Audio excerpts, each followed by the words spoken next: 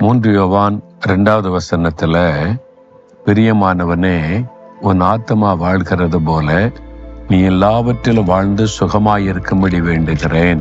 நீங்க நல்ல சுகமா இருக்கணும், வாழ்ந்து இருக்கணும். இதான் ஆண்டவருடைய விருப்பம். சரீரத்துல நல்ல ஆரோக்கியம், குடும்பத்துல நல்ல சுகம், நோய் நொடி இல்லாத ஒரு வாழ்க்கை. நோய் இல்லாத ஒரு வாழ்க்கை தான் குறைவற்ற செல்வம் அப்படின்னு சொல்லுவாங்க.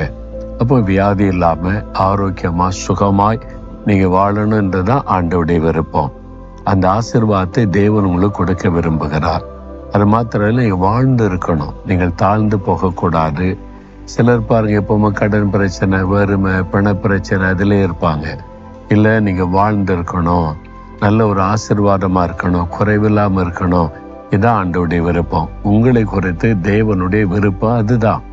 பிரியமானவனே, நீ நல்லா வாழ்ந்திருக்கணும், சுகமா இருக்கணும்னு ஆண்டவர் சொல்லுகிறார்.